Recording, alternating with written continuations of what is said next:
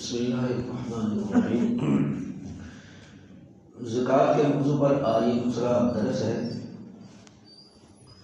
کل آپ حضرات کی خدمت میں یہ بات عرض کی تھی کہ زکوٰۃ کے بنیادی اصول اور ضابطے کیا ہیں۔ آج یہ بتایا جائے گا کہ زکوٰۃ کن کن لوگوں کو لگتی ہے اور کن لوگوں کو زکوٰۃ نہیں لگتی۔ تو قرآن پاک میں 8 قسم کے لوگ اللہ پاک نے خود بیان کر دیے ہیں جن کو زکوٰۃ لگتی ہے۔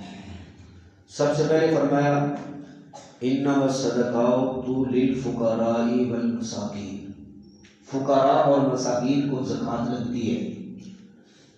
عام طور پر ہماری زبان میں فقیر اور مسکین ایک ہی آدمی کو کہتے ہیں، لیکن تھوڑا سا ان میں فرق ہے۔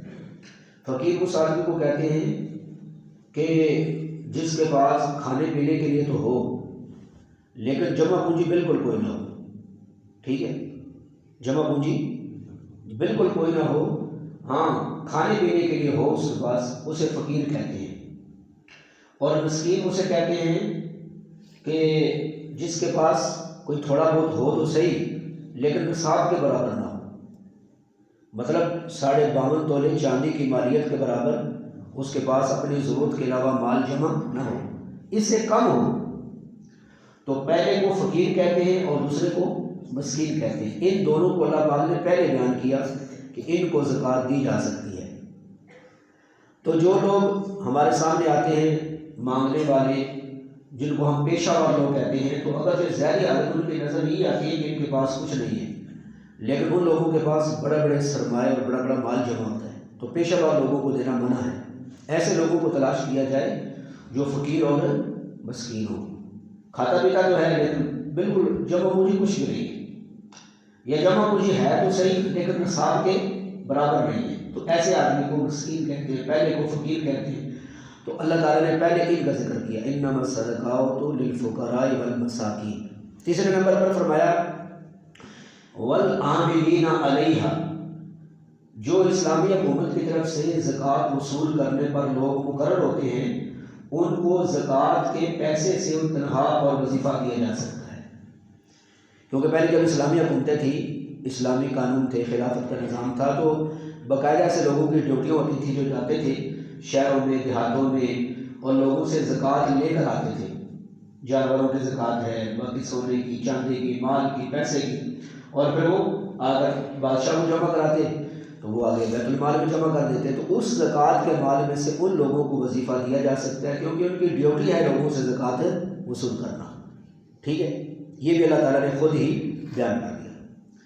آگے نمبر 4 فرمایا وفی الرقاب، کوئی غلام ہے تو وہ چاہتا ہے کہ میں اپنے آقا سے آزاد ہو جاؤں، آزاد زندگی گزاروں، تو کہا اس کو بھی آپ زکوٰۃ کا مال دے کے اس سے تعامل کر سکتے ہیں۔ کیونکہ جب غلامی کا نظام تھا تو اس وقت کئی آقا اپنے غلاموں کو کہہ دیتے تھے کہ بھئی اتنا مال مجھے کما کر دو تو تم آزاد ہو۔ اب بعض کا ایسے ہوتا تھا، وہ غلام ہوتا تھا، اتنا مال وہ کما نہیں سکتا تھا، ٹھیک ہے، تو اس لیے کہا کہ اگر کوئی آقا اپنے غلام سے ایسا معاہدہ کر لیتا ہے اور وہ غلام بیچارہ اتنا مال نہیں کما سکتا تو تم اس کو زکوٰۃ کا پیسہ دو تاکہ وہ زکوٰۃ کو پیسہ دے کر آزاد ہو جائے۔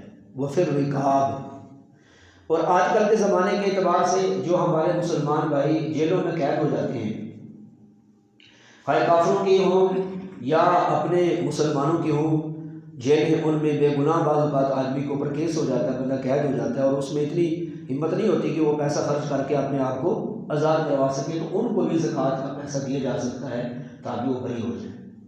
یہ بات آپ کو سمجھا رہی ہے؟ تو فرمایا کہ وفی الرقاب۔ نمبر 5 والغارمین، آگے فرمایا کہ انما الصدقات للفقراء والمساکین والعاملین علیہا، آگے فرمایا والمؤلفات قلوبہم، غلام کا تو آپ نے سن لیا۔ نمبر 5 والمؤلفات قلوبہم، اگر کوئی بندہ نیا مسلمان ہوا ہے، نیا اور اس کو اسلام پر پکا کرنے کے لیے، اس کی دل جوئی کے لیے اس کو زکوٰۃ کا پیسہ دیتے ہیں تو یہ بھی جائز ہے۔ بات سمجھا رہی؟ غیر مسلم نیا مسلمان ہوا لیکن اس میں ساتھ یہ بھی ہے کہ وہ زکوٰۃ کا حقدار بھی ہو، اس میں یہ بھی خیال کرنا ہے۔ اگر اس کے پاس پہلے سے پیسہ موجود ہے تو پھر نہیں، اگر وہ زکوٰۃ کا مستحق بھی ہے، نیا نیا مسلمان ہوا ہے، تو اس کو بھی تالیف قلب کے لیے، تاکہ اس کا دل اسلام کے اوپر جم جائے، اس کو بھی زکوٰۃ کا پیسہ دیا جا سکتا ہے۔ ٹھیک ہے جی۔ آگے نمبر 7 فرمایا والغارمین، اور یہ جو مؤلف قلوب ہے نا، اس میں آج کل زیادہ تر وہ لوگ ہوتے ہیں جو قادیانی، پہلے مرزائی تھے بعد میں مسلمان ہو گئے، تو ایسے لوگ جو نو مسلم ہوتے ہیں ان کو بھی زکوٰۃ کا پیسہ دیا جا سکتا ہے اگر وہ حاجت مند اور ضرورت مند ہوں، اور اکثر وہ حاجت مند ہوتے ہیں، اگرچہ وہ امیر بھی ہونا، لیکن جب وہ مسلمان ہو جاتے ہیں تو ان کے والدین، ان کے رشتہ دار ان سے سب کچھ چھین لیتے ہیں۔ جو ہمارے نو مسلم بھائی ہوتے ہیں وہ بالکل بیچارے بے یار و مددگار ہو جاتے ہیں، تو ان کو بھی زکوٰۃ کا پیسہ ان پر خرچ کیا جا سکتا ہے، انہیں گھر مل جائے، کھانا مل جائے، کپڑا مل جائے، عزت کا ٹھکانہ مل جائے، اور وہ اسلام کے مطابق اپنی زندگی گزارے۔ ٹھیک ہے جی۔ آگے نمبر 6 فرمایا کہ والغارمین، والغارمین وہ لوگ کہ جنہوں نے اپنی ضرورت کی وجہ سے قرضہ لیا، اب بعد میں ایسے حالات پیدا ہو گئے کہ وہ بیچارہ مسلمان اپنا قرضہ اتارنے پر قادر نہیں، اگرچہ اپنی پراپرٹی اس کی جو ہے وہ بھی بیچے، جو اس کے پاس جمع پونجی ہے وہ بھی بیچے، تو اتنا مال اس کا نہیں بنتا کہ وہ قرضہ اپنا ادا کر سکے، تو فرمایا اس کا قرضہ اتارنے کے لیے بھی اس کو زکوٰۃ کا پیسہ دیا جا سکتا ہے۔ لیکن اس میں ضرورت کی وجہ سے بعض لوگ شادیوں کے لیے دھوم دھام سے کرنے کے لیے، غیر شرعی شادی کے لیے ادھار اٹھا لیتے ہیں، ایسے ہی ہے نا، بعض لوگ کسی اور ناجائز کام کے لیے ادھار لے لیتے ہیں، اور بعد میں ان کا خیال یہ ہوتا ہے کہ اب لوگ ہمیں زکوٰۃ کا پیسہ دیں، تو نہیں، جس آدمی نے اپنی کسی واقعتاً ضرورت کے لیے ادھار لیا، بعد میں بیچارہ اس ادھار کو اتارنے پر قادر نہیں ہے، تو ایسے آدمی کو بھی ادھار کو اپنا قرضہ اتار سکے، اس نیت سے زکوٰۃ کا پیسہ اس پر خرچ کیا جا سکتا ہے۔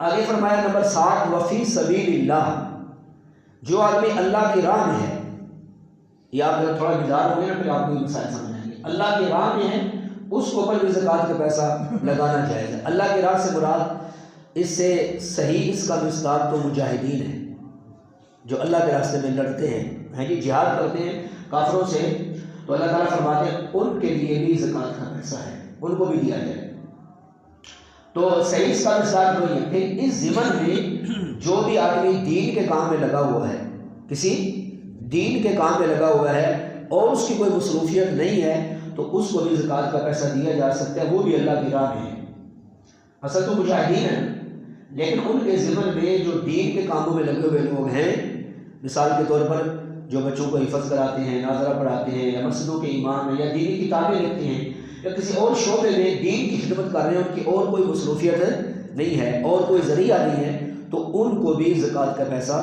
دیا جا سکتا ہے، بشرطے کہ وہ حقدار ہوں، کیونکہ جو لوگ دین کا کام کرتے ہیں ان میں بھی 2 طرح کے لوگ ہوتے ہیں، بعض وہ لوگ ہوتے ہیں کہ جن کا اپنا کوئی کاروبار ہوتا ہے، یا اپنی زمین ہوتی ہے، یا اپنا مال پیسہ ان کے پاس ہوتا ہے، یا اپنا کوئی کاروبار ہوتا ہے، تو ان کو تو زکوٰۃ کا پیسہ نہیں لگتا، لیکن دوسرے وہ لوگ ہوتے ہیں کہ جن کے پاس مالی حیثیت اتنی نہیں ہوتی کہ وہ صاحب نصاب بن جائیں، تو ان کے اوپر بھی زکوٰۃ کا پیسہ لگایا جا سکتا ہے، وہ بھی اللہ کی راہ میں ہے، وہ بھی اللہ کی راہ میں۔ اتنی بات سمجھا دی؟ مثال کے طور پر میں ایک مثال دیتا ہوں، ایک جماعت ہمارے پاس آتی ہے، تبلیغی جماعت، تو تبلیغی جماعت مثال کے طور پر وہ کیوں آتے ہیں؟ اللہ کے دین کی تبلیغ کے لیے۔ اب ان میں سے ایک آدمی کے پاس پیسے ختم ہو گئے، ٹھیک ہے، آیا وہ اللہ کے راستے میں دین کی تبلیغ کرنے کے لیے ہے، اس کے پاس پیسے ختم ہو گئے، تو اب وہ چونکہ اللہ کی راہ میں ہے تو اس کے اوپر بھی مال لگ سکتا ہے، اگرچہ گھر کے اندر وہ مالدار ہی ہو، لیکن اب چونکہ وہ اللہ کے راستے میں ہے لہٰذا یہاں پر زکوٰۃ کا پیسہ اسے دیا جا سکتا ہے، لیکن اس میں پھر یہ دیکھنا ہوگا کہ وہ جو سفر کر کے آئے ہیں وہ شرعی سفر بنتا ہے یا اس سے کم بنتا ہے۔ تو اتنے بات آپ کو سمجھا دی۔ وابن السبیل، تو آگے فرمایا فی سبیل اللہ، اور آخری نمبر وابن السبیل، مسافر آدمی، اس کو پر بھی زکوٰۃ کا پیسہ رکھ سکتا ہے اگرچہ گھر کے اندر وہ مالدار ہو۔ اگر وہ 77 کلومیٹر کے فاصلے پر آیا ہوا ہے اور 15 دن سے کم، تو وہ آدمی مسافر ہے، اللہ کے راستے میں ہے، ٹھیک ہے، اگر وہ اس کے بعد جمع پونجی ختم ہو جاتی ہے تو اس کے اوپر بھی زکوٰۃ کا پیسہ لگ سکتا ہے، ٹھیک ہے جی۔ تو اس میں یہ ہے کہ وہ شرعی سفر کر کے آیا ہو اور اس کا گھر جو ہے نا اس سے بھی آسانی کے ساتھ اس کے لیے مال پیسہ منگانا مشکل ہو، جیسے بعض لوگ حاجی مثال کے طور پر حج کے لیے چلے جاتے ہیں، یا عمرے کے لیے گیا، اب وہ مسافر ہے جی، اب یہ ہوتا ہے کہ راستے میں بعض اوقات پیسے ختم ہو جاتے ہیں اور اتنی جلدی پیسے منگانا بھی مشکل ہوتا ہے، تو لہٰذا اس آدمی کو جو مسافر ہو اس کے اوپر بھی زکوٰۃ کا پیسہ لگ سکتا ہے۔ یہ سمجھا نہیں سمجھ آپ کو؟ سارے بولے؟ اچھا، یہ 8 وہ جگہ ہیں جن کو قرآن پاک نے خود بیان کر دیا ہے کہ ان کے اوپر زکوٰۃ کا پیسہ لگتا ہے۔ جس آدمی کے پاس اتنا مال ہو اپنی ضرورت کے علاوہ کہ اس زمانے کے اعتبار سے 1,00,000 تقریباً 40,000 روپیہ بن جائے، یا 1,40,000 کی کوئی چیز ایسی اس کے گھر میں ہو جو اپنی ضرورت کے علاوہ ہو، تو وہ آدمی فقیر بھی نہیں، وہ آدمی مسکین بھی نہیں، اس کو پر زکوٰۃ کا پیسہ نہیں۔ اب ایک چھوٹی سی بات یاد سمجھیں، قرآن پاک نے کہا للسائل والمحروم، مانگنے والے کو بھی دو اگر وہ ضرورت مند ہو، جو نہیں مانگتا خاموش رہتا ہے اسے بھی دو۔ محروم سے مراد لکھا ہے سفید پوش آدمی ہے، مفسر لکھا ہے محروم سے مراد کون ہے؟ سفید پوش، کہ جو ظاہری طور پر کپڑے اچھے اس نے پہنے ہوئے ہیں، کھاتا پیتا نظر آتا ہے، لیکن بال بچہ اس کا زیادہ ہے اور آمدنی اتنی نہیں ہے کہ اس کے پاس کوئی جمع پونجی جمع ہو سکے، جمع بھی نہیں ہے کچھ، بس آیا کھا لیا، آیا تو کھا لیا، آیا تو کھا لیا، تو ایسا آدمی سفید پوش ہوتا ہے، اس کو بھی دینا چاہیے، بلکہ اس کو دینا افضل ہے۔ یہ میں کیوں مسئلہ عرض کر رہا ہوں؟ اس لیے کہ ہمارے یہاں عام طور پر یہ ہوتا ہے کہ ایک بیوہ ہے یا کوئی یتیم بچے ہیں، ہر بندہ ان کے اوپر مال خرچ کرتا ہے، زکوٰۃ، صدقات، فطرانہ، حتیٰ کہ کرتے کرتے ان کے اپنے بینک اکاؤنٹ ہوتے ہیں بقاعدہ، اچھا خاصا پیسہ۔ میں آپ کو مثال، میں نام نہیں لیتا لیکن میں خود ایسے لوگوں کو جانتا ہوں، یقین کریں کہ ایک عورت بیوہ تھی یا یتیم بچہ تھا، وہ بڑا ہو گیا، لوگوں نے اتنا ان کو مال دیا کہ باقاعدہ وہ خود ان پر زکوٰۃ فرض ہوگی۔ اب لوگ پھر بھی ان کو زکوٰۃ دینا، لیکن زکوٰۃ ان کو لگتی نہیں، کوئی نہیں سمجھے؟ مثال کے طور پر ان کے اکاؤنٹ میں 1.5 لاکھ روپیہ پڑا ہوا ہے، ان کو زکوٰۃ کیسے لگے گی؟ فطرانوں کو کیسے لگے؟ لیکن لوگوں کو نہیں لگ مسئلے گا، فطرانے بھی دے رہے ہیں، زکوٰۃ بھی دے رہے ہیں، عشر بھی دے رہے ہیں، واجبی صدقات بھی ان کو دے رہے ہیں۔ تو یاد رکھیں، جو آدمی نصاب کا مالک بن جائے نا تو اسے زکوٰۃ نہیں لگتی۔ اتنی بات سمجھا دی آپ کو؟ سارے بولے؟ آگے مسئلہ آ گیا جی کہ اپنے رشتہ داروں میں سے کس کو زکوٰۃ لگتی ہے، کس کو نہیں لگتی۔ اس میں ایک موٹا سا اصول یاد رکھ لیں کہ جو انسان کے اپنے اصول ہوتے ہیں، یعنی والدین، ان کے والدین، ان کو زکوٰۃ بندہ نہیں دے سکتا۔ اپنے جو فروع ہوتے ہیں، اپنی اولاد، اولاد کی اولاد، اولاد کی اولاد، آگے جہاں تک سلسلہ جائے، ان کو بھی بندہ اپنے مال کی زکوٰۃ نہیں دے سکتا۔ خامد بیوی کو بیوی خامد کو زکوٰۃ نہیں دے سکتی، ٹھیک ہے؟ یہ ہو گیا اصول کہ اپنے اصول فروع کو زکوٰۃ نہیں لگتی، اور خامد بیوی کو بیوی خامد کو زکوٰۃ نہیں دے سکتے۔ دائیں بائیں اپنی بہنیں اگر کوئی حقدار ہے، بھائیوں میں سے کوئی حقدار ہے، اپنے چاچاؤں میں سے کوئی حقدار ہے، ٹھیک ہے؟ باقی رشتہ دار ہیں، پھوپھیاں ہیں، مامیاں ہیں، چاچیاں ہیں، ان میں سے اگر کوئی حقدار ہے تو انہیں پہلے دینا چاہیے، اس کا زیادہ ثواب ہے، کیونکہ حدیث میں آتا ہے جو بندہ اپنے رشتہ دار پر خرچ کرے نا، انہیں دیکھیں اللہ پاک اسے 3 گنا ثواب دیتے ہیں، صدقہ کرنے کا ثواب، اس کی ضرورت پورے کرنے کا ثواب، اور صلہ رحمی کا ثواب۔ کوئی سمجھائی کہ نہیں ہے؟ بولے سارے؟ لیکن ہم کہتے ہیں انہیں ساڑھے نال چنگا سلوک نہیں کیتا، اسی نہیں دینا ہوں زکوٰۃ فطرانہ۔ یہ ہو گیا، یہ ہمارے یہاں ہم جو کرتے ہیں یہ پاجیے سے دیکھیے، ہم نیکی نہیں کرنا چاہتے، صرف پاجی کرنے ہیں، نہیں سمجھے؟ جس طرح غریب کے بعد دیکھ رہے ہیں شادی پر ہیں جی اے سلامی ہے جی 500 لے لو جی، اگو 1000 روپیہ دینا ہے، نہیں سمجھے؟ ولیمہ کھایا اے لو جی 1000 روپیہ کو 1500، ہم پاجی کرتے ہیں، نیکی نہیں کرتے۔ تو نیکی سمجھے؟ رشتہ دار اچھا سلوک کرے یا نہ کرے، اگر وہ حقدار ہو اس کو دینے سے کتنا گنا ثواب ملے گا؟ سارے بولو نا، 3 گنا ثواب ملے گا۔ یہ تو مسئلہ ہو گیا اپنے رشتہ داروں کا۔ اگلی بات، سید کو زکوٰۃ دینا۔ تو ہمارے نبی پاک صلی اللہ علیہ وسلم کا جو خاندان ہے قریش، اس کے آگے پھر کئی شاخیں چلی ہیں، ان میں سے کچھ شاخیں وہ ہیں جن کو زکوٰۃ نہیں لگتی اور کچھ کو لگ جاتی ہے۔ یہ گننے کی 5 طرح کی ہیں جن کو زکوٰۃ نہیں لگتی۔ نمبر 1 سیدنا علی رضی اللہ تعالیٰ کا خاندان، سیدنا جعفر رضی اللہ تعالیٰ، حضرت عباس رضی اللہ تعالیٰ کا خاندان، سیدنا جعفر رضی اللہ تعالیٰ کا خاندان، حضرت عقیل رضی اللہ تعالیٰ کا خاندان، حضرت حارث یہ نبی پاک صلی اللہ علیہ وسلم کے چاچا ہیں، ان کا خاندان۔ یہ کتنے خاندان ہو گئے؟ 5 خاندان۔ یہ سید خاندان کی جو 5 لڑیاں چلی ہیں ان میں سے کسی کو زکوٰۃ نہیں لگتی۔ ہاں ضرورت مند ہو تو مسلمانوں پر لازم ہوتا ہے، ویسے ان کو ہدیہ تحفے دیں، ہیں دوسرے بات میں سب کے ساتھ، کیونکہ نبی پاک صلی اللہ علیہ وسلم کا خاندان ہے، تو اگر کوئی ایسا حاجت مند ہمیں نظر آتا ہے تو ان کو زکوٰۃ نہیں لگتی، کیونکہ نبی پاک صلی اللہ علیہ وسلم کا فرمان ہے، مفہوم ہے کہ زکوٰۃ یہ لوگوں کے مال کی میل کچیل ہوتی ہے، اور ہم اہل بیت اور سید خاندان ہمیں لوگوں کا یہ میل کچھ ہے ہمیں نہیں لگتا، ہم نہیں لیتے، فرمایا ہم صدقہ قبول نہیں کرتے. سمجھا دے بات؟ ٹھیک ہے. یہ 5 لڑکیاں سیدنا علی رضی اللہ عنہ، حضرت عباس، حضرت جعفر، حضرت عقیل اور حضرت حارث رضی اللہ تعالیٰ عنہ مجمعین، ان 5 خاندان.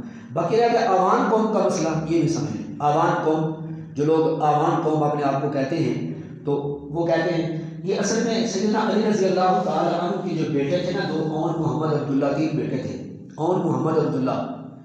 تو اب مفتیان کرام نے لکھا ہے کہ آوان قوم اپنے بڑوں سے یہ تحقیق کرے کہ کیا ان کا سلسلہ نسب اون بن محمد، حضرت اون بن عبداللہ جعفر طیار سے ملتے گا کہ اگر ان کا واقعہ سلسلہ نسب حضرت اون کی لڑی سے جا کے مل جاتا ہے تو پھر وہ بھی سید خاندان کے اندر آتے ہیں، انہیں بھی زکوٰۃ نہیں لگتی. سید کو بھی زکوٰۃ نہیں دے سکتا، وہ باہر دے گا.